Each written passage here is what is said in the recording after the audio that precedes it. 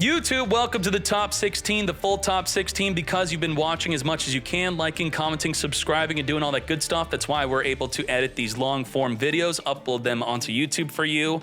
Top 8 grand finale and the top deck list will be in a separate video. With that said, Hajime. There can only be one winner, and you're looking at it. Let's go. Huh? Second time today, we've been witnessing a Kashtira deck bricking like crazy. Now, with the new ban list lowering the power level of everything else that's not Kashtira, maybe Kashtira could rise on the tier list or keep on bricking. We'll find out. Wow. Preemptive Max C against Floowandereeze. We're getting Floowandereeze. Pot of Duality, which makes it so you can't special summon the turn you activate this card anyway. All right. You did make a Thrust activatable, but not Triple Tactics talent. We got Rabina going to be negated by the Ash. That is a great Ash, but we now have access to our TTT draw 2. We need access to our field spell. Desperately, we need that additional summon. I don't know about that. Jack in the hand. But then we could use the Floowandereeze Unexplored Winds. We could have returned them back on the... Wow, interesting. So what really sucks here is that the Harpy Feather Storm, you need a Wind Wing Beast to activate it to then floodgate your opponent from being able to activate monster effects the rest of the turn. They're all negated. But this is a water. Rabina is water, so you're not able to activate the Feather Storm to then floodgate them out. All right, flipping up the Rise Heart, and damn. Kashtira still being pathetic. God. 2 turns, Kashtira bricks. And then what if we drew into a Fenrir or a Unicorn? We can't special summon it because there's a Rise Heart on the field. I think we're playing Kashtira. Gold Sark banishing. Banishing our Dreaming Town. Rabina is going to be chain link blocked by the banished Rabina, so we're not going to get ashed, even though we don't have an Ash. Add that Rabina, add from the deck our Eglin. Eglin is here, grabbing our Empin, and then we're going to be using our Unexplored Winds to tribute over the opponent's monster, which will be the Max C. And then we're going to be adding back the Eglin, but we already used its effect to search for an Empin. Empin is going to be searching for our Floowandereeze map, which is limited to 1, just like the Runic Field spell. Should we leave Rise Heart on the field so that if they draw into a Fenrir, it's going to be difficult for them to summon? Dark Ruler no more. We're going to be flipping this up preemptively. Harpy Feather Storm, so your monsters that you were not going to even activate this turn are negated. So Floowandereeze thinks that they shut down their turn, but actually their own deck shut down their turn. Revealing the Eglin for the additional summon, adding a Riser to the hand, summoning our Rabina into the Toucan. Toucan activating to add back a banished Snarl, and we're just going to scoop it up. A really pathetic Game 1 duel of the top 16. Please do better for Game 2. Oh my gosh. Bricking again for Game 2. I'm so sorry. Against any other deck that's not Floowandereeze, you would still be in the duel with Max C and Ghost Mourner. This is just really unfortunate. Pot of Duality, hey, at least we didn't drop that Max C in the draw phase again. I mean, now that we know we're playing against Floowandereeze, of course we would not be doing that. Pot of P, we do have that Ash though, and as long as here's the thing. As a Floowandereeze player, you could use the Floowandereeze Advent Adventure to set up a chain link block for your Rabina so it does not get negated on the search, but generally, ashing the Eglin is going to be the better play. So you may want to chain link block the Eglin before committing to your play. Set up the chain link block. Eglin, this is the negate. This is great. All right. But the problem is Advent could just search for the field spell. The field spell will then additionally summon the Rabina. Yeah. So that is the other way we are playing around it. Should we have instead summon Rabina? Rabina gets negated, add back the map, and then map Eglin, then Eglin search for Empin. But then I guess we don't have a tribute. We could tribute because we have the Floowandereeze Unexplored Winds to tribute over the Call by the Grave. Yeah.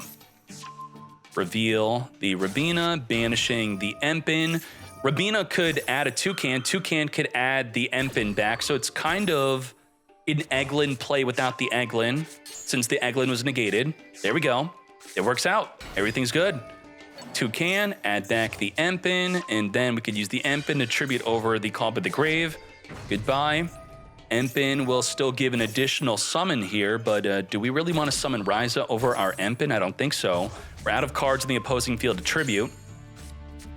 Adding the Dreaming Town, which could flip the whole field face down. We have the Harpy Feather Storm, which will negate any monster effect your opponent activates for the entire turn. Do we preempt it? Yes, we do. And God, we brick again. Bro, I wish your Feather Storm was doing something. Both games, it's just nothing. It's not even negating anything. I got nothing. I'm playing Kashtira, man. 2-0'd. 2-0'd. Damn. Well, you know, we got the top 16 at least. We have the Inspector Border. We're going to be drawing 2 cards, discarding our Luna during the end phase. The Inspector Border is going to be making it so the opponent cannot activate any monster effects. We have Harpy Feather Duster completely attempting to wipe out the back row as the Solemn Judgment says no. Negates. I do not think so. Now, I'm going to have to pause and read. What the heck is Wall of Revealing Light? Activate by paying multiples of 1,000 life. Monster your opponent control cannot attack if their attack is less than or equal to the amount you paid. You pay 2,000 life, I guess they just can't attack. Okay. And then we have Decisive Battle of Golgonda. This becomes the Grand C while on the field once per turn. Let's just see when you do it. Okay, I'll read that later. Negate, and everything's getting banished thanks to the Macrocosmos. Got the Golgonda, but I'm not really sure what it's doing. Okay, maybe I should read it. The Golgonda states that once per turn, if a card you control would be destroyed, you could send a fusion monster that mentions Fallen Albaz from your extra deck or to the graveyard instead. Huh. Okay, then I guess that triggers some card effects maybe? Yeah, we got Entis. Okay. Destroy by battle or card effect, and then you trigger Entis, but there's a Macrocosmos stopping it from being sent to the grave. Let's get swinging. Wall of Revealing Light, paying 3,000 life points, 3,000 attack or less, cannot declare an attack.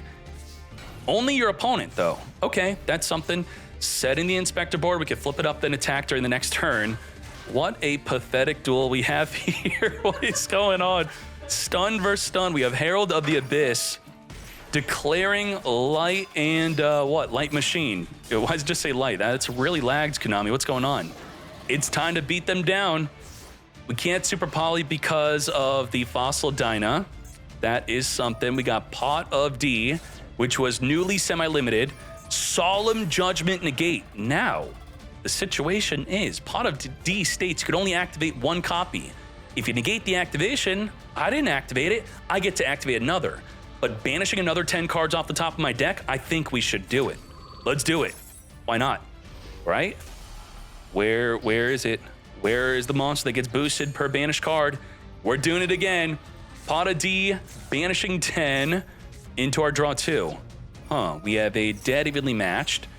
Clockwork Knight turning the entire field into machine and reducing the attack. That's not really a big deal here. We have there can only be 1 machine on the field. Okay, 1,500 to the face, almost lethal damage. Follow up.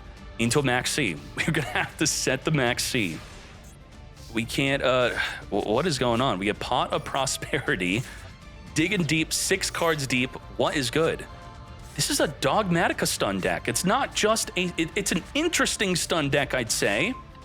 The Deer Servant, which should not be activatable, right? You have to send a card from the action deck to the graveyard to even activate it. No, that's part of the effect. Send a card from the deck to the extra deck, then add a Dogmatica. You can't do the then if you don't do the before. Okay. Double Clockwork Knight, reduced down to 1,000 attack. Pot of Duality, reveal the top 3. Come to me, Solemn Judgment. If he doesn't have a monster to set, then he's in big trouble. This is it. But if he sets a monster, we have no way to out it. I can't activate the Pot of Duality because I locked up my back row zones. It just like that. Summoning Ecclesia into there can only be 1 since there could only be 1 machine-type monster on the field. Inspector Border with the power of Decisive Battle of Golgonda and the Wall of Revealing Light takes an epic Game 1 victory.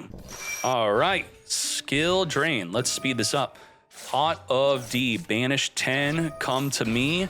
Time-tearing Morganite, we're gonna draw 2 cards every turn, and with the Inspector border, you cannot activate monster effects unless you have an extra deck monster in the field. Harpy Feather Duster again. We're gonna be banishing 6 to look at the top 6 cards of our deck. What are we grabbing? We're gonna be grabbing our card of Demise. We're gonna activate our Necro Valley plus the Clockwork Knight, not activate card of Demise. What the heck is going on here?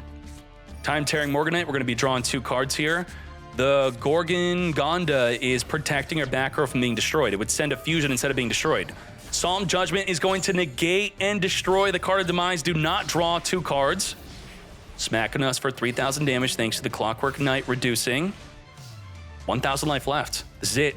We have our own Time-tearing Morganite plus a card of Demise. Draw 3 into the Ecclesia at 2,000 attack using the Gorgonda. Both players are playing this. That is wild. Sending a Brigran from the extra deck to the graveyard. Okay. But what does Brigran do? We can't activate it because of the Inspector border. Pot of Duality, reveal 3, come to me, Luna. Both players cannot activate monster effects, and we're not big enough to attack into Ecclesia. We're in just regular, normal monster beatdown thanks to the Inspector border, making it so no one can activate their monster effects. What the heck is going on? Double set because of the Time-tearing Morganite. We could draw 2, then set 2. Everything in attack position, swinging into the Fossil Dyna at 1,800 defense thanks to the Clockwork Knight. Weren't we using the field spell, the Seal of Orichalcos? I guess Clockwork Knight has replaced Seal of Orichalcos, boosting up our field, reducing their field. Attack, attack, attack, using the Gorgon to protect one of them from battle. Harpy Feather Duster, because this is a hard once per turn protection, wiping out the back row completely. Very well done. Wow, I really like the Gorgonda idea. I gotta try this out now. All right, back to you. We can't do anything. Everything in attack position, boosted up by the Clockwork Knight, protected by the Golgonda, and they can't special summon due to the Fossil Dyna, and they can't activate monster effects due to the Inspector border, but an evenly matched at the end of the battle phase, banishing everything but the Inspector border, now being protected by the Moon Mirror Shield, which will boost up the monster by the attack of any monster we battle into. It's gonna be at least 100 over. Clockwork Knight versus Clockwork Knight, gonna boost up? Yeah, I'm gonna boost up 100 over than your Fossil Dyna. Do we not know what the Moon Mirror Shield does or what? 21 cards on our deck versus 11. Setting the border. Of course, we're big enough to take out the Maxi. We're gonna boost up to at least be 100 over. We could use Super Poly though. We're not outside of being able to special summon. But what do we Super Poly into? What can we go into? Flipping up, double Inspector border, taking out the Maxi, going in for lethal damage here. Can we Super Poly? No, we cannot. Just like that, 2-0 victory. Stun versus stun. Golgonda stun. Sigma special summon without our circular. What the heck is going on? Diameter is limited to 1 in today's tournament. Special summoning our Gachi. Going into the Alimbert. This is where we Ash negate. You will not be searching. I do not think so. Now, what do we do from here? Could Splash Mage and a Terahertz. Could do full wombo combo from there. Talent could draw into our circular. We got Signet Mining, which, wait, we're an Ignister deck? We're actually playing Ignister. Okay, I don't know where we're going with this. A Chi-Chi into Pakari. Link this off into the Dark Infant. Dark Infant into the island. We need to have no monsters in the main zones to use the island. We're going to be using the Gachi, using the Alimbert, tribute itself to Reborn from the graveyard to where the Wicked is pointing to search our deck for the Bururu. Linking this off into the Transcode Talker. Now we can field spell, special summon from our hand, Pakari. Pakari grabbing the Idol Reborn, which is a Reborn from the graveyard. Link this off into Splash Mage. We did not activate Transcode Talker. We are going to be reborning the Doyen from the graveyard and then make a Wind Pegasus. That will trigger the Bururu to resummon the Doyen. Doyen is no longer negated. Reborning the Gachiri, I should say adding it back to the hand that is. Linking this off into Link Decoder. Now we're going to be using the Doyen to recycle the island in the graveyard back to our hand, making Crystal Heart. Crystal Heart could reborn the Transcode Talker, which could actually activate its effect now to resummon the Link Decoder to go into a Nibiru. Nibiru tributing the entire field, completely thwarting their play, giving them a 1500 defense token. Now, Scareclaw could very easily pierce that 1500 defense token. We're going to be adding the Primitive Planet, adding a Scareclaw right card, special summoning adjacent to a Scareclaw, giving us an Arrival, which could reborn a monster from the graveyard. Also drawing an additional card because we had 3 monsters in defense, also using the field spell to pop a card in the field, triggering the effect of the Wind Pegasus to return the Nibiru back into the deck, interestingly. And we got Tri-Heart. Tri-Heart reborn on level 3, search our deck for a Scareclaw Astra. Astra special summon. We have boosted, and we have triple attack. 3900, attack 1, attack 2, lethal damage. And then we had Twin Saw, pop 2 cards in the field. And then Twin Saw could activate in the graveyard, making it so Link monsters could not activate for the rest of the turn, completely shutting down their follow-up play. So, I mean, he had this in the bag, even if it was not lethal damage. That is the power of Scareclaw. Small World in to grab our Achichi.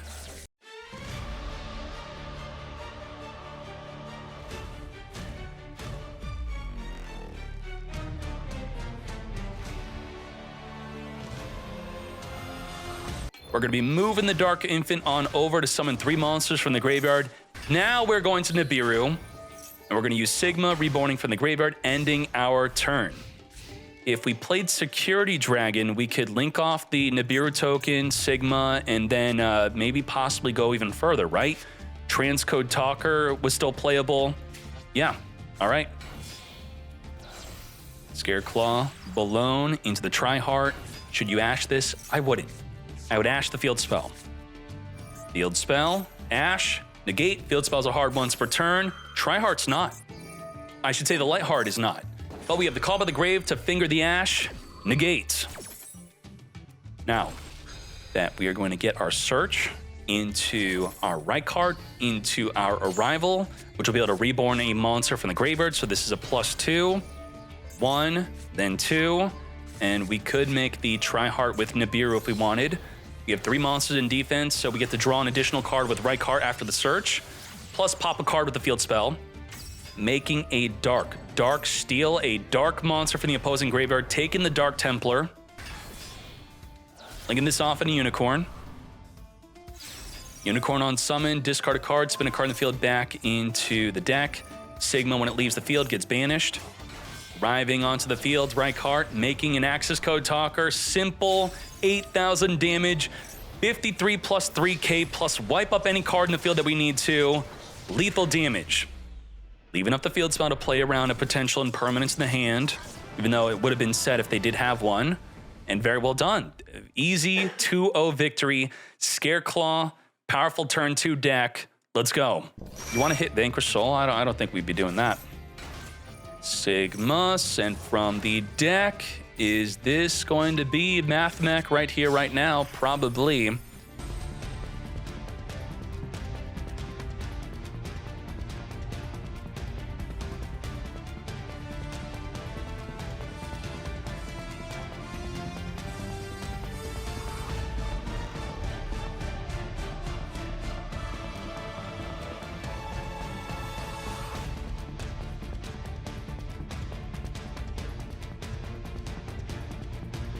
And let's go. All right, 2 monster negates and 2 spins.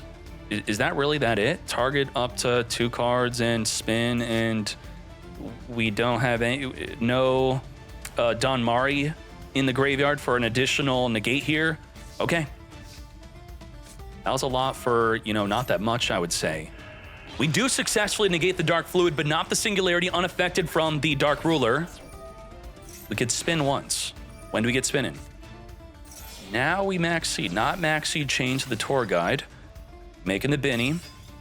Benny triggering the graph when sent to the graveyard. Singularity is activating? Am I missing something here? What's going on? Oh no, it's activating to reborn the Firewall Dragon from the graveyard, because if a card it's pointing to goes to the graveyard, it reborns a monster from the grave. We have Firewall Dragon now activatable after a Dark Ruler no more, How did that happen? We were in the position of where it was pointing to. So graph was on the far right, which, yeah, we put the graph there, then graph was sent to the graveyard, triggering the singularity. You gotta be careful about that. Fingering the graph, the hidden effect. Firewall Dragon is here, and it's ready to activate. We got double spin. When do we get spinning? Spin the Benny right then and there. We got Danger Snake discarding itself, so we don't get the draw. It does not get to summon. Oh my Jesus. Well, the Snake reborns itself, right? If this card is discarded itself, you could then special summon your, yeah. What happens when it discards again? If this card was discarded, you could special summon this card, but you don't get the draw. So yeah, that's the unfortunate part of that effect. Jax Leo is going to go first for game 2. Jax Leo, after a game 1 defeat against a full wombo combo Ignister play, is now going to be going first uninterrupted.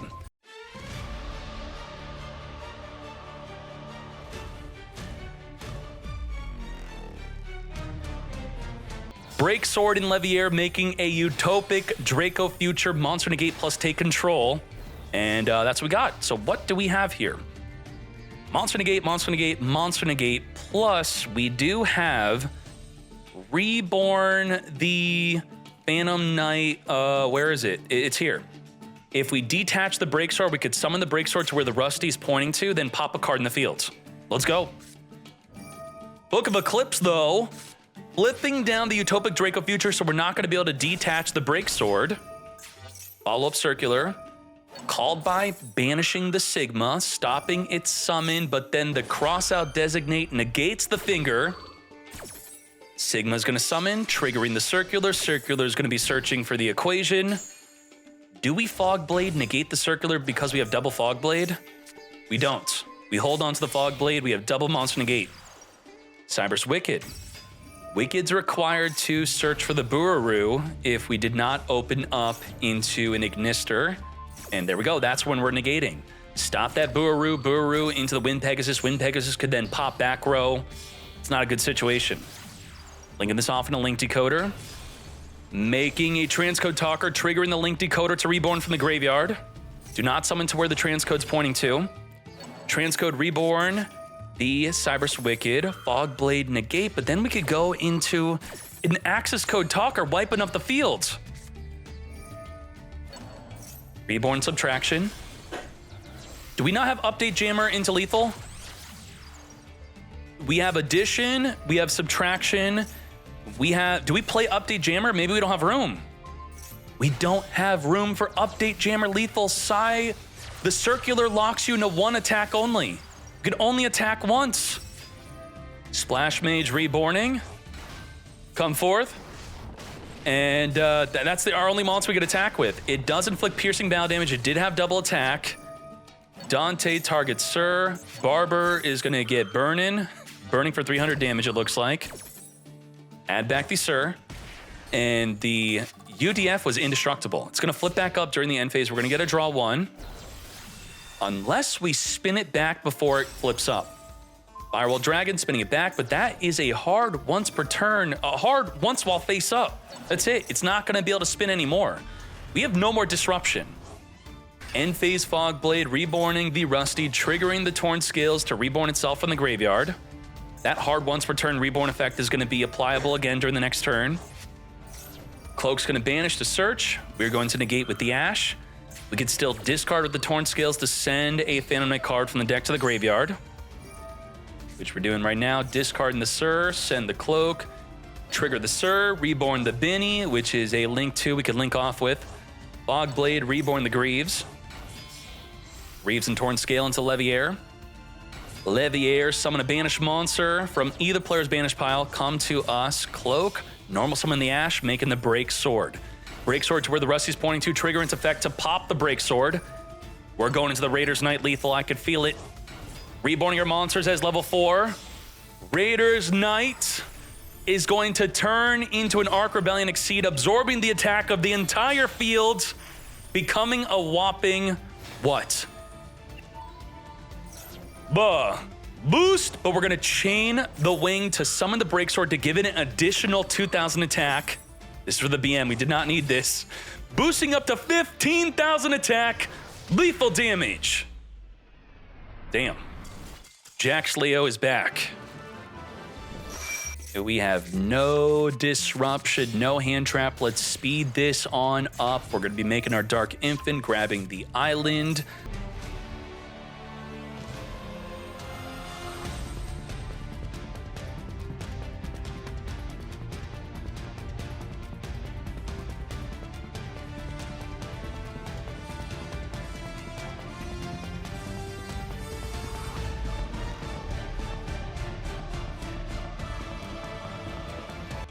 What did we accomplish here?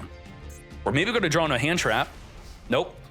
We have Firewall, which if we already acted once while face up, so unless we get it in the graveyard, then resummon it with the Singularity, it's not going to be activatable again. We have Double Monster Negate. We could spin 2 cards in the field back into the hand, and it is completely unaffected from everything due to the Kashtira. Let's go. Jackalope, randomly discarding the Fog Blade. We get that draw 1. We got the Grass, limited to 1, milling a ton of cards off the top of the deck. Oh my mill. Surely this is going to give us a win. Lebit could summon from the hand. A Lich could negate a monster on the fields. We have Farfa, which will banish the Dark Fluid. And then we have Barber, Chainlink blocking the Farfa from being negated by the Dark Fluid. Very well done. The Firewall Dragon, once while face up, it is activating again since I believe it was resummoned with the Singularity, right? And then the Fog Blade is chaining to reborn the Ragged Gloves from the graveyard. Come forth. Firewall returning back the Cloak, so it's not going to be banishing itself from the graveyard to then search for a Boots. No Boots in the hand. Goodbye with the temporary banish from the Dark Fluid that we Chainlink blocked. Very well done. We still have the unaffected by everything Singularity with the ability to get spinning. We're triggering the other effect to reborn the Transcode Talker. The hidden effect, if anything it's pointing to is sent to the graveyard, it triggers. Then he's sending a level 3, which is getting the Ragged Gloves into the graveyard. We're now going to be making a Break Sword. Break Sword is going to be popping itself, plus the back row, Idol Reborn, reborn the Dark Templar. We still have the disruption of Singularity to spin up to 2 cards in the field back to the hand. Dark Templars here. Focus up. We're going to be activating our Wind Pegasus because you destroyed my card to spin back your Benny back into the deck. Okay. Come forth and summon Calcab as we then summon our Rhino, protecting our Calcab from being destroyed. We're now making Leviair. Leviair will special summon a level 4 Lord Monster from either banished pile, summoning our Gloves onto the field. Greaves is going to be banished to be special summoning a Torn Scales from the hand, discarding a Phantom Knight to then send a Phantom Knight. We got Double Cloak in the graveyard, banishing to grab the Boots. Boots will special summon if we control a Phantom Knight, making a Dante. Are we going for a Zeus play? That's what I'm thinking. We are activating Idol Reborn. So when an attack is declared involving 2 monsters, you can banish this card and 1 card from your hand, target 1 of your eye, spell, and trap cards that are banished or in the graveyard, then add it to your hand. Okay, sure. We just want a Zeus. A Chi-Chi is banishing, which will at the start of the damage step destroy the monster that was battling. Kashtira is then making the Firewall Dragon unaffected from everything being sent to the graveyard. We're then using Singularity to spin back the Xyz monster to try to stop them from going into a Zeus play, as we then swing in with the Break Sword. And now we got a Dante. We're now making UDF. Why not make the Arc Rebellion? Because the Singularity was activatable to spin a card in the field back to the hand. UDF is here. And then we're going into Zeus. Now, unaffected because of Kashtira. Unaffected because of Kashtira. So if we sweep up the field right here, right now, they are completely unaffected. Now, the Singularity is a little bit different than the Firewall.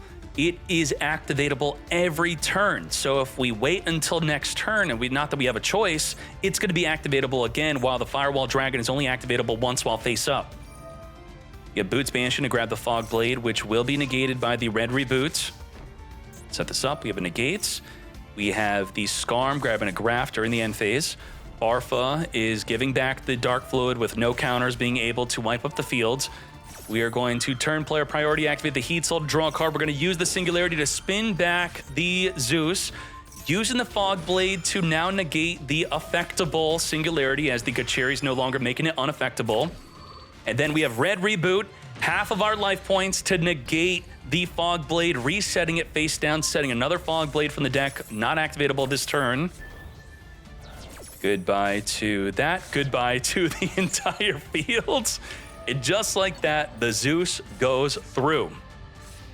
Goodbye to Zeus, goodbye to our Fog Blades. The Fog Blades are still activatable in the graveyard, as the Red Reboot only stops the activation of the cards, not the activation of the effects. They can't activate trap cards, they can still activate trap effects. So we are ready to reborn a Fog Blade. We don't just have an open field that he could lethal. Do we have the Wing also activatable? I do not think so. We just have Fog Blade. So we could banish with Fog Blade, reborn from the graveyard, and we have a Torn Scales, which could also block an attack. What? Huh? Yeah, there we go. We got a summon now. 2,000 damage, plus it's dealing piercing battle damage. Piercing battle damage! I think we forgot about the Pierce. Penetration! Jax Leo did get penetrated. All right. Let's hop into another duel. Do we Ash the Planet Pathfinder, or do we Ash the field spell? Adding the field spell. Activating the field spell, not ashing. Holding for Theosis. Unicorn, add Theosis. Theosis, special summon from the deck. Ash, negate. Very well done. Okay. Yep, sure, that could be good. You know, he would have maybe already had Unicorn in the hand, and you Ash negate the Pathfinder grabbing the field spell, then the Unicorn follow up into the Theosis. This is a safer Ash. It's higher risk, but higher reward if you Ash the Pathfinder. Rise Heart special summon, Rise Heart banishing from the deck a Theosis to make ourselves level 7, making our Shang-Ri. Shang-Ri plus set the Imperm. Is it safe to now activate Shang-Ri in the standby phase, which gives the opponent easy access to an Rise Heart? It is, I think so, in most cases. Summoning our Ashuna because we control no effect monsters, making the Monk continue. Now, because we control a non-effect monster, we could banish to summon a Vashuda from the deck, triggering Fenrir to banish the Vashuda, tributing the Vashuda to dodge the banish, searching our deck for a worm-type monster as we still have our active normal summon. Vashuda in the graveyard could banish itself to then get rid of the impermanence. Very well done. We are about to get Nibiru, though. We're on summon 1, 2, 3, 4, 5. Nibiru tributing the entire field. Already used up our normal summon. We could search for a Longyun, discard Nataya for our level 10 synchro play, even after getting Nibiru. Should we have waited on the Nibiru? Think about this. If they make a level 8 synchro, could it stop Nibiru's summon? No. They would likely be making, ideally you'd be thinking it'd be Grandmaster. They're going to be searching for Longyun, but then the Mo Yi also gets a draw, so we're stopping a search and a draw, and you could hold the Nibiru for the Longyun play, discard a card, summon Longyun plus token, then you Nibiru right then and there, because that's when they would be able to negate the Nibiru. So we did go for the high risk, high reward, which is interesting, because we went for the safer Ash, but then the opponent went for the high risk, high reward Nibiru. Set an Imperm into the same column as the call by. We're going to call by, banish the Fenrir early to trigger the Chang Ying to then banish an additional card on the field.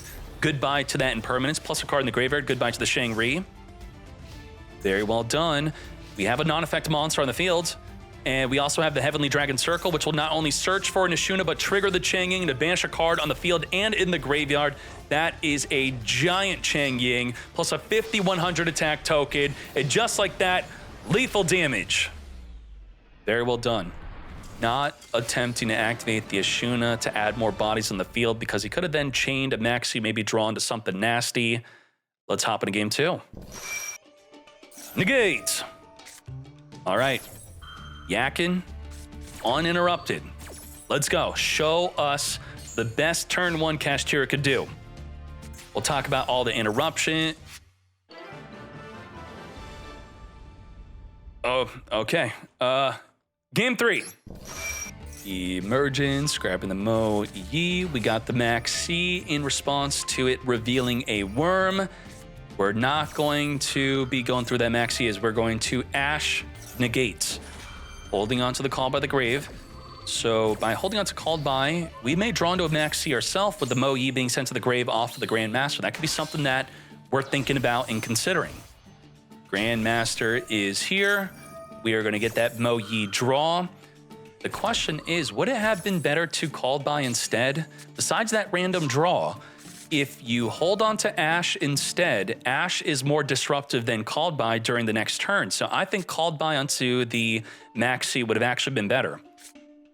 Unless he really was banking on drawing into our own Maxi.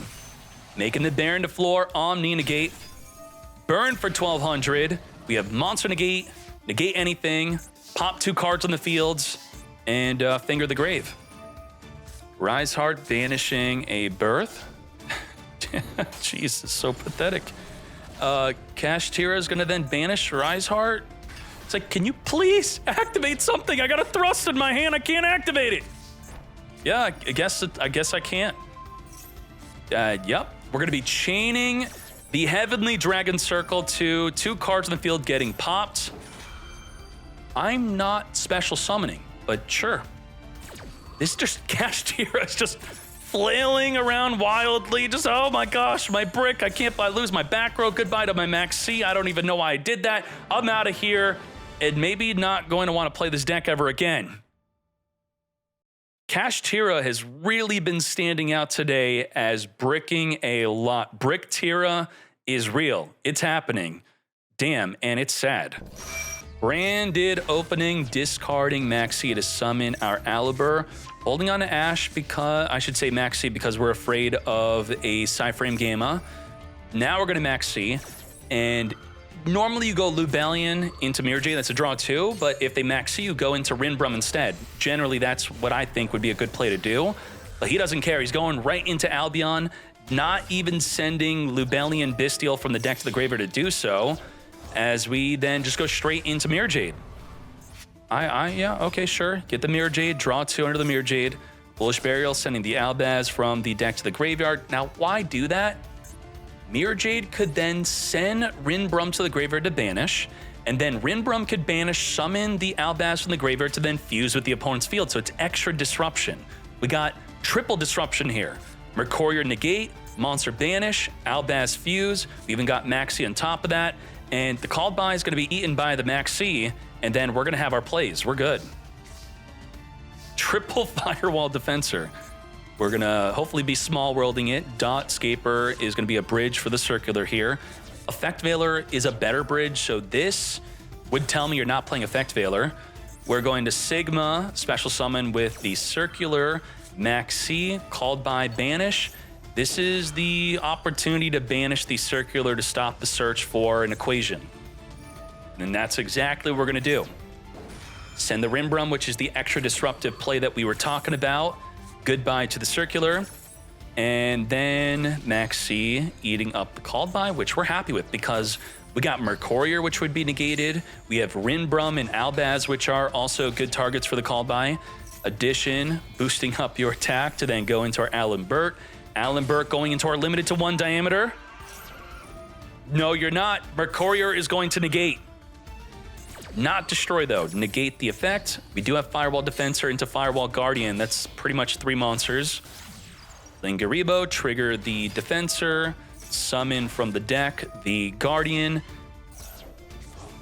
The Rinbrum is no longer disruption if we don't have a card in the hand to discard, so what are we doing? Rinbrum can't summon itself because it was not properly summoned, as it says right there, not summoned correctly. So we're open. We're completely open. Into Update Jammer Lethal, right? Update Jammer Lethal damage.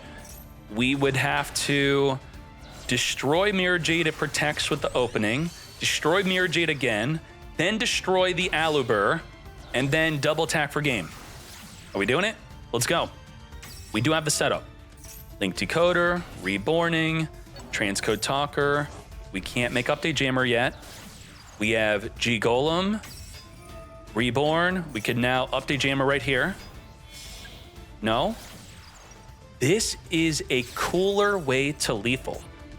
The Terahertz gets double attack plus piercing and boosted attack if it's an Earth, but it's dark. So you send an Earth, it becomes Earth, it gets that double attack thanks to the G Golem, even though it already has the double attack through its own effect onto monsters, but this could be attacking directly. It's gonna be 6,100 attack, piercing battle damage. Let's go. That's it? But wait, that's a dark. Huh? You had to send Dotscaper, but you banished Dotscaper, so you're not Earth, you're not piercing. So instead of sending the Dotscaper, you gotta send an Earth monster from your extra deck. You gotta send the Alimbert or the Laplacian, turning it into an Earth, making it 6,100, piercing for 6,100 damage, and then attacking for 2,100 damage for game over the Mirror Jade. What the heck happened? We had it. Activating to wipe out the field, activating to negate the Terahertz. Yeah, we had to send an Earth. Everything's negated in the battle phase thanks to the Terahertz, though. Yeah, we did have lethal. We definitely had lethal damage. Eat Soul, grab the called by. Double check in the chat. Anyone saying otherwise? Yeah, no one's corrected me. I'm right. 6,100 piercing. Out, and then now we have a card in the hand thanks to the Rinbrum and the Cartesia being added back to the hand. We're gonna discard, we're gonna fuse back into an Albion into a Mirror Jade. He said he misclicked. He did not misplay, he misclicked that he did intend to send to Earth, confirming that he did have that lethal 6,100 double attack piercing. Misclicks happen, it's unfortunate. We're gonna get fusion summoning into the Mirror Jade. You know, it's a thing I almost, in a way, like about Master Duel, that you have to, misclicks are not a good thing, but sometimes you'll activate something that is an illegal target, but then Master Duel will make you pick a legal target, but in TCG, the card would go back to the hand. They'd call a judge, they would say illegal activation. The judge wouldn't then make you activate the card onto a legal target. That's what I believe they would not do. They would just say illegal activation, go back to the hand. So I do like those kind of misplays, but yeah, misclicks are just a really unfortunate reality with Master Duel that you commit to. That just would never happen in the TCG. April taking a game 1 victory at the top of the next duel. Firewall Defensor, hitting him with the Max C before the special summon. And wow, we're just going to, we can't really set up a early negate. The earliest negate we would be able to do, what we would have to do, Lingering Bow, draw 1, special summon Firewall, special summon Splashmage Reborn. No, we don't want to do that, so we're just ending.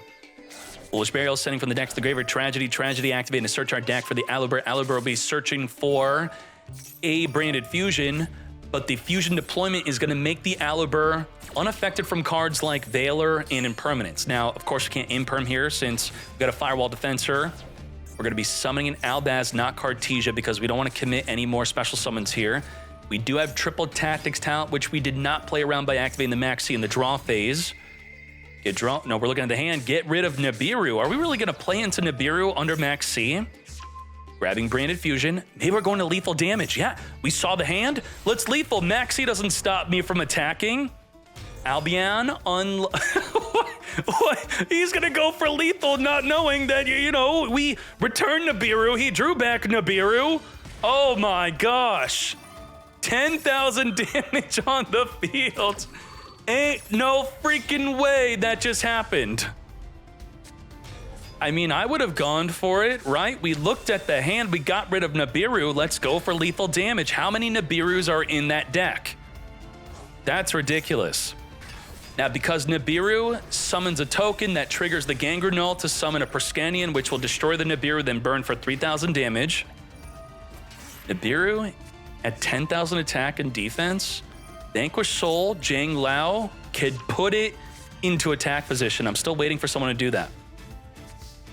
Get ready, get ready. I mean, with Parallel Exceed, we should just wham bam, thank you ma'am, lethal damage here. We're gonna call by the grave, banishing the Albion, stopping you from fusing into a Dragostapelia would have been the play here with the Defensor. Very well done. And we should just have very easy lethal damage. Let's go. Perskenian could maybe disrupt, right? Target a link monster in the graveyard. If the transcode talker tries to reborn an update jammer, you could banish the update jammer. You could even take control of it if you want to. We are parallel exceeding into the Alimbert. Alimbert is going to be searching our deck. We have used up our normal summon already. We got Circular. Linking this off into the Splash Mage. We are going to be Splash Mage in the Firewall Defensor back in the field. Shokan into the Link Decoder.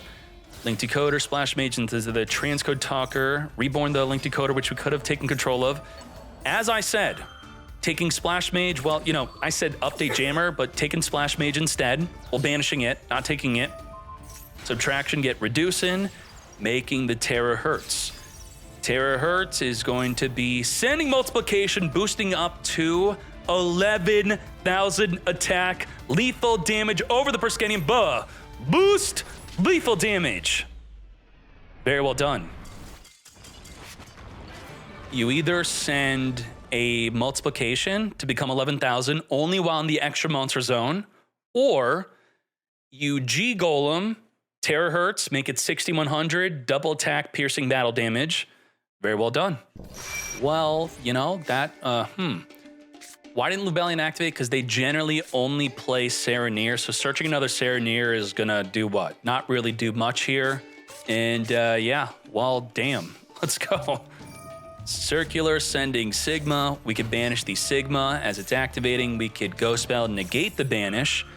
But then we could Called By, banish the Sigma. Huh? Called By? No? Negate Ghost Spell?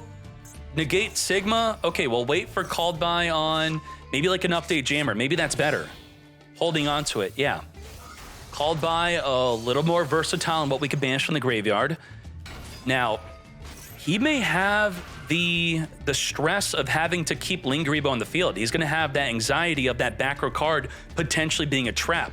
So we're going to have to make lethal damage with Lingaribo on the field, and Lingaribo being in the left extra monster zone makes it more difficult to make the update jammer lethal damage. And with the Circular, it made it so only one monster can attack this turn. We have one monster, and can we do it while keeping Lingaribo on the field? Probably the Call by the Grave is going to be revealed soon. We'll see. Alan Burt detaching, grabbing the super factorial. We already have the equation, which does target. Nah, we don't care if it's a trap. We're just going to go right into the Splash Mage. So that entire discussion there for nothing. Making a Link Decoder. Link Decoder will reborn off of the Transcode Talker summon. Transcode Talker, Link Decoder. Do not summon it to where the transcode's pointing to. Reborn the Splash Mage, holding on to the Called By. We're holding. Make him the Terahertz. He's going for multiplication. Call by the Grave. Negate the multiplication.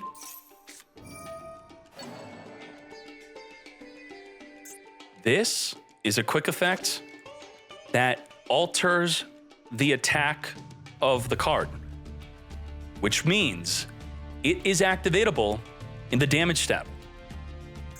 Call by the Grave cannot be used in the damage step. So you want to attack. You want to wait for under the battle phase, if you have your in-game settings set on correctly to show the battle phase details, wait for it to say 1 or even 2. If it says 1 or 2, then you activate Terahertz, then you send multiplication, then it activates, then it boosts, then the Call By does nothing and we got lethal damage. So this is unfortunate here. And the Terahertz has 2 attacks, right? Yes and no. The Terahertz can attack monsters, can attack monsters up to a number of each times in the battle phase. And the G Golem says that it can attack directly too, but we didn't G Golem. So this is a situation. We could have G Golems for game. We could have damage step for game. We could have G Golems for game. Both were game. We got Heat Soul. Heat Soul, draw a card. We got, what do we got here? What do we have? We have Super Factorial, we have Sigma, we have Circular, we don't have Diameter, but we could send Diameter with the Terahertz, which means we can't send the Deceive Worm for a spell and trap card negate. We still got Ghost Spell, we still got Ash, we got Conflict, which is a negate plus banish with the Heat Soul in the field. Let's go. I didn't know when the damage steps start in the MD, so I just wing it. Sometimes, Master Duel and Duel Links, they do mistranslate the damage step text in a proper way. For Duel Links, it took them years to fix it. I do think in Master Duel, it would say start of the damage step and then before damage calculation. Before damage calculation would be the last opportunity for when you want to activate it. And then do make sure you have the battle phase details set on in the in-game menu, which it's not on by default, if I remember correctly. So it's something you have to turn on to more properly see that when you are in the damage step. We got Albaz, discard, negate fusion. Signet Conflict will not only negate, but banish and disallow the use of future Albazes from being activated this turn, even though it's a hard once per turn. We got Serenir, gonna get negated by Ghost Spell, and we still have Super Factorial by sending a Diameter. We have Called by the Grave. We have Chain Super Factorial. We have Chain Heat Soul, draw a card. Hold on, we have some, maybe some learning moments from the chat here. If you click your toggle on, it will let you use effects each part of the battle phase. Yeah, so when you have toggle on auto, it turns into a Konami assistant where they tap you on the shoulder for when they think you want to activate the effect. And if I remember correctly, with toggle auto, it will ask you on the attack declaration. It will then ask you on, so let's use my fingers here, not here, not here. It will then ask you on before damage calc. So with toggle auto, attack declare, it will ask you, it will not ask you in the battle step. It will not ask you at the start of the damage step. It will then, which is before monsters flipped face up, it will, after the monsters flipped face up, it will then ask you before the damage calc if you want to use it with auto. But with toggle on, which is what you should be playing with in a moment like that, you say no, no, no, then yes. Let's go. Terahertz, get sended. We got the Deceive Worm to potentially negate a Branded Fusion. All right. Called by Banish. We're going Super Factorial. We did not have a Diameter in the graveyard with the Terahertz to then turn this into a negate. Goodbye to the Ghost Spell. And the Serenir now goes through, right? Or no, we chained. We chained the Super Factorial to stop the Serenir anyway. Very well done. And let's go. Yup. We were targeting the Sigma, then we reborn the Sigma with the Super Factorial. Makes sense. Limited to 1 Diameter. Let's go. Was that off the top of the deck? No, okay, we already had it. Getting mixed up here because we're talking about the damage step. Laplation. Send. Serenir, chain, banish the Deceive Worm. Laplation, negate with the Diameter. And just like that, Mathmech with the victory over Branded. This is it. Terahertz, 8K in the battle phase. Negate any monster activated within the battle phase. Very well done from both players. Thank you very much. Mathmech with semi-limited of the Signet Mining and limited to 1 Diameter. We are abiding by those rules today, and it's, not that big of a deal. The deck is still great. I do think you should maybe be saving the Bystials for Diameter now instead of banishing the Sigma, potentially. And let's get to it. Special summoning our Unicorn, no Max C. Now, are we going to be... We're Vanquish Souling, right? We are not... Wait, what is going on here? Unicorn, Theosis. Are we a Vanquish Soul deck or are we a Kashtira deck? We're both. Revealing Double Fire, not revealing that we have an Ash. We're going to grab the Mad Love. Normal summon the Mad Love. Mad Love searching for our Dust Devil, which will flip 2 cards in the field face down, which is what it's looking like right now. Summoning our Fenrir from the deck. We do not respect Nibiru. Not here. Locking us into Xyz only. Banishing our Birth. Top 3 off of the deck. We lost a Sleepy. We only have 1 Purrely. That's it. Only 1 Purrely. It's semi-limited. Now we only have 1. Every card sent to the graveyard is banished. Thus, we are solely reliant on our single Purrely. So what? We could turn into a Plump. Deal. Double Fire into the Borger. I mean, Vanquish Soul Cash definitely has this. It's also going to be able to banish face down. Purrely, randomly reveal 3. Happy Memory is a good card to grab here. This is when we could chain, banish, or flip it face down. We're going to chain Delicious Memory. We can't summon another Purrely, and Lily is useless.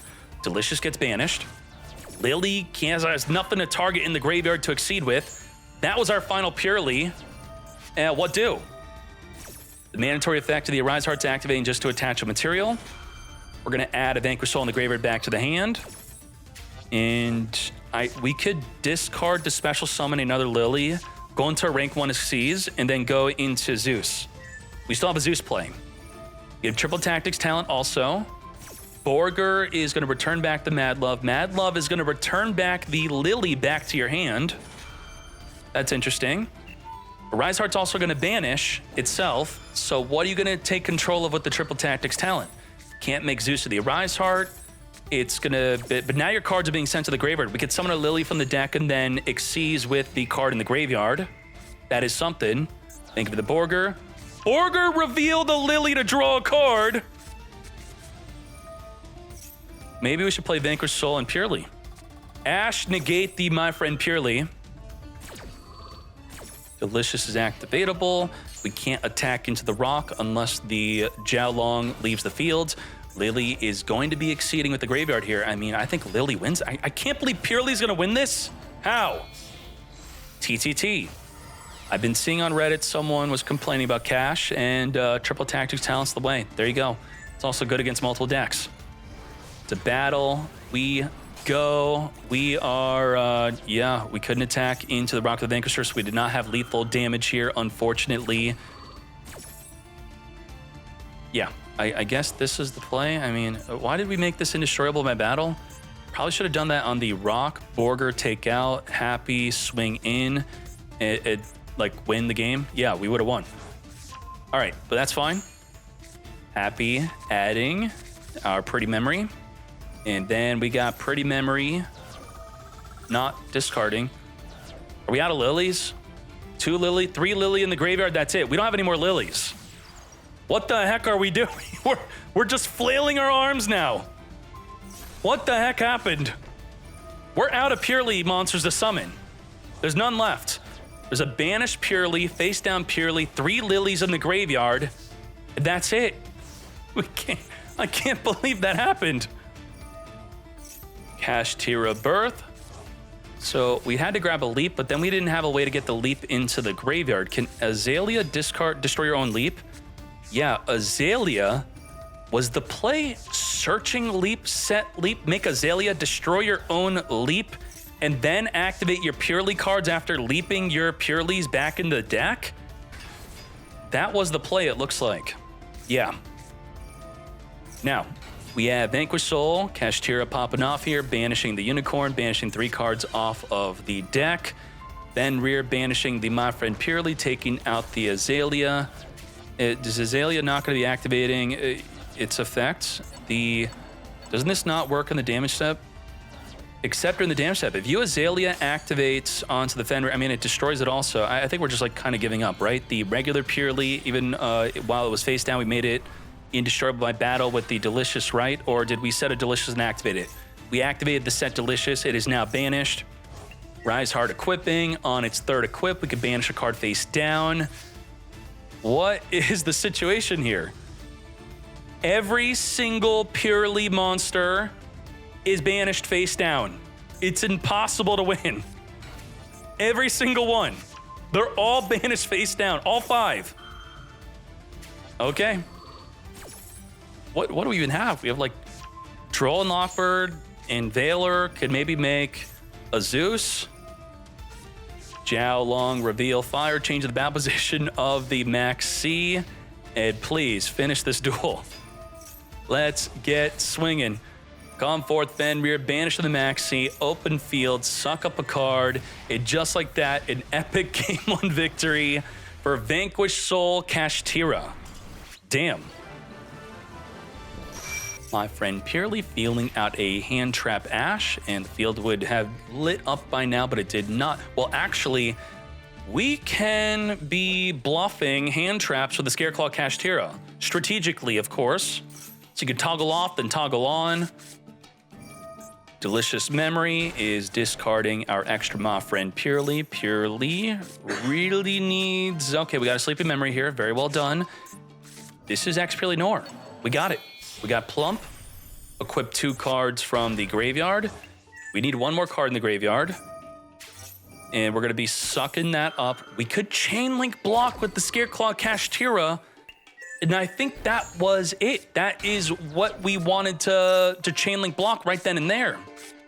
That would have been the summon. Adding a Sleepy off the top of the deck. Plump is going to be equipping too. And then the Purrely Nor is coming.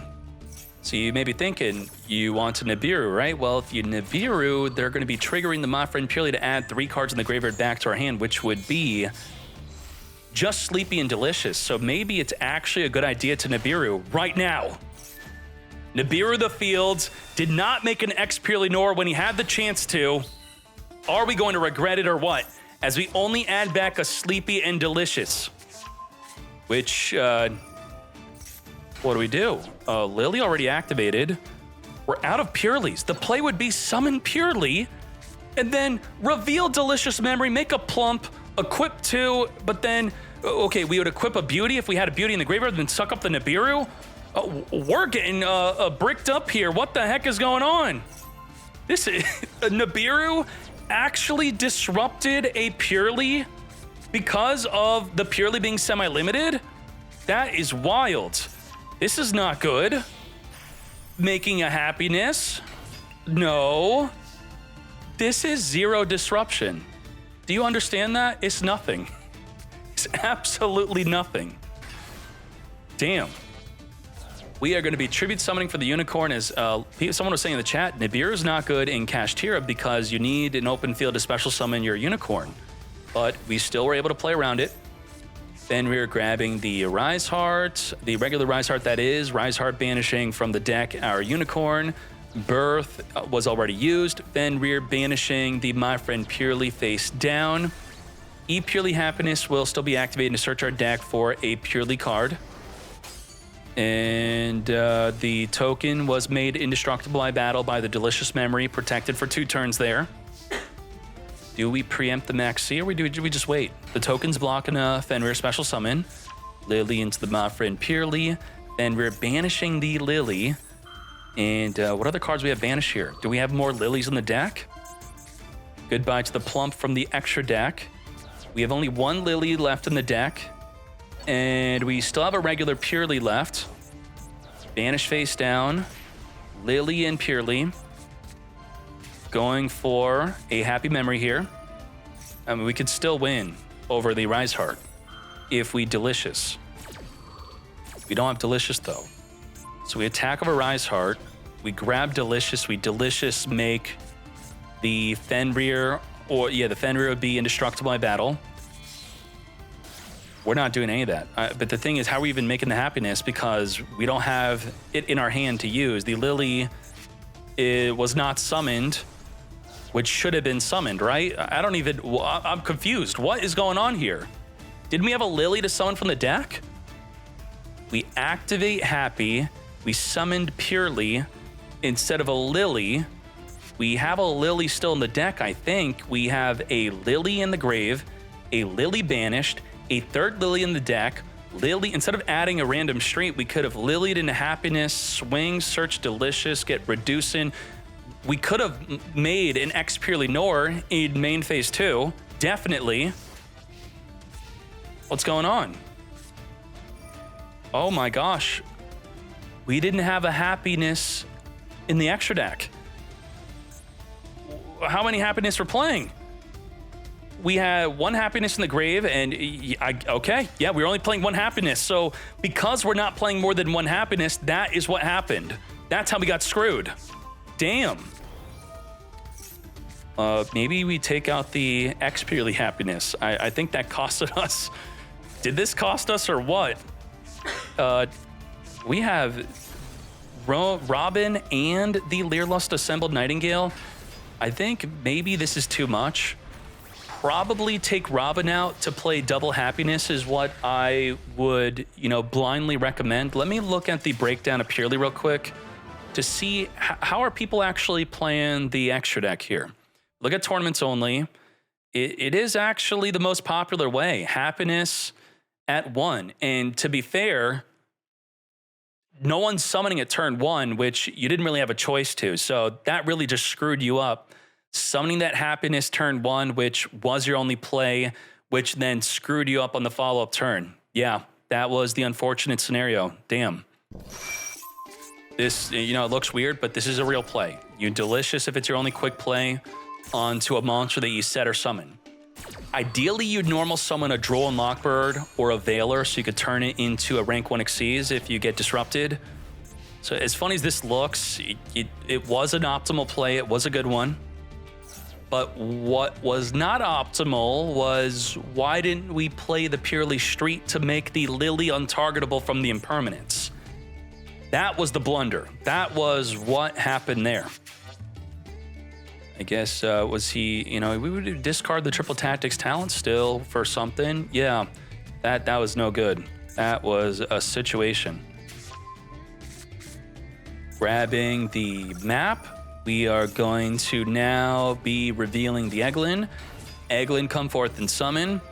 So thinking about the turn 1 Purrely play. You activate the Street, you summon the Lily, you grab the My Friend, you My Friend into a quick play, you make a Plump, you activate the quick play, you discard the talent, you equip onto the Plump equip too, and then you had X Purrely Nor guaranteed with Street.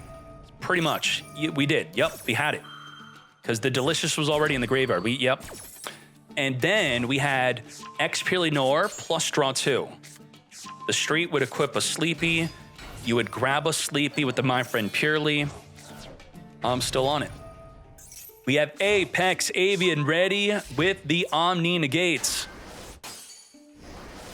Indestructible by battle due to the Delicious Memory. And now we're just super screwed. Monster Special Summon and Attack cannot activate. We can negate anything by returning back to our hand, then we could resummon with the Dreaming Town.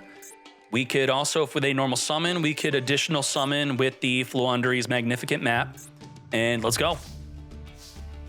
Rikara. That's something.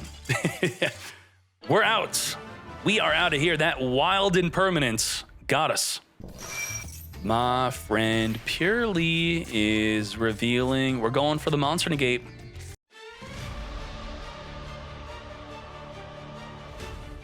All right, this works out. We're going to have 2 spin plus a Monster Negate plus draw 1.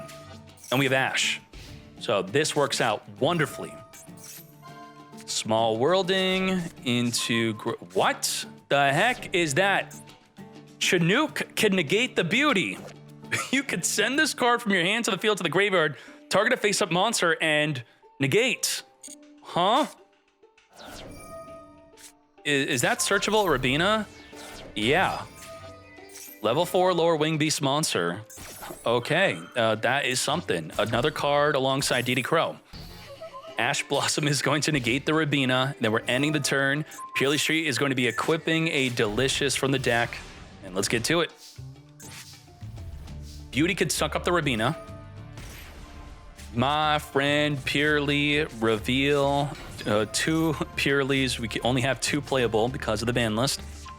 Randomly adding the Pretty Memory. We're going to send to suck up the Rabina. It's such an interesting ruling, I think, that you're even able to suck it up. Should you be able to? I guess you're technically not leaving the field, but sucking you up triggers the My Friend Purrely and Purrely Street in the mirror match, because Rabina says when it leaves the field, it gets banished instead. So if you were to put it back in the deck, it doesn't go back in the deck, it goes banished. If you were to evenly match it, it doesn't get banished face down, it gets banished face up. So it is very interesting. But we negated it, right? No, we didn't negate it. Huh. Kitty ate the bird. We are Purrely leaping into the X Purrely Happiness for lethal damage within the battle phase. 1,500 damage, 4,300. Wait, that wasn't game? Now we have 100 per game. Okay. Lily, finish him. Very well done. You can also activate a quick play card early before going into the leap. Equip the quick play card, get further boosted by the Delicious, giving you more damage on your first Exceed and on the Happiness Exceed, which would have been enough. And there you go. But this is for the style points. Veil on the Rabina. Very well done. Negate searching for the Empin. Empin into a further play is not going to be happening. We got the Dreaming Town, which could summon the Stry. Stry must banish the Veiler from the graveyard in order to perform the additional summon here. When we get flipping, we may want to be flipping. As soon as a quick play card hits the graveyard, I think that's when we're going to flip up the Dreaming Town. That's going to be the way. Happy memory. So this, after the Purrely resolves, this is when we Dreaming Town. Am I hiding? Oh my gosh. I'm so sorry. Thank you, chat. Oh, we did not wait for the resolute. We should have had the toggle on the resolution of the Purrely, adding a card to the hand. We had to Dreaming Town, which would have then flipped the whole field face down. Now the Purrely is going to go into a pretty memory beauty, which will be able to negate, but we got to summon it into defense. Or we summon the Stry, when this resolves, and then the Stry will then activate afterward. Actually, we could negate the Stry with the beauty being in attack position. This actually also works out. This is a situation. We completely screwed up our Dreaming Town. No good. Yup. Stry activates, beauty negates. You don't get the Empin. You don't flip my field face down. The Lily now goes into the happiness. We swing, we search Delicious if we didn't have it. Delicious will make you indestructible by battle. Lethal damage, guaranteed. It's over because of not having the toggle on. We were one step behind using the Dreaming Town optimally. Let's go. Wait, why didn't we go into happiness? Are we going Purrely happiness? Is that game also? What the heck? We had game. Okay, I mean, we're probably going to win this anyway, right? Okay, we're going to leap and we're going to draw. I guess we're going for this instead, sure. Draw again, Purrely happiness, plus a monster negate. Oh, yep, this is good. You do change to the leap, get more cards here. Very well done. And let's get to it. Purrely Nor with the triple spin, plus drawing into an Ash. Negate with the newly drawn Ash, but it's chain link blocked, so we cannot. Beauty does not need to be the direct chain link to negate. It just needs to target the monster. That is the negate. Add back the Stry. Stry is going to be no good. And a cool little play you could do is if Stry summons activates to banish their own card from the graveyard, you could use Purrely Nor to spin the card they're targeting in the grave back in the deck. Then the Stry does not get the additional summon. So the play around that is obviously to use Stry to, you have to banish a card from the opponent's graveyard instead because the Purrely Nor cannot target it. Thank you, YouTube, for watching the full top 16. With that, we're going to be concluding the video and advancing into the top 8 in the next video. Thank you for watching, liking, commenting, and all that good stuff. Appreciate you. Let's go.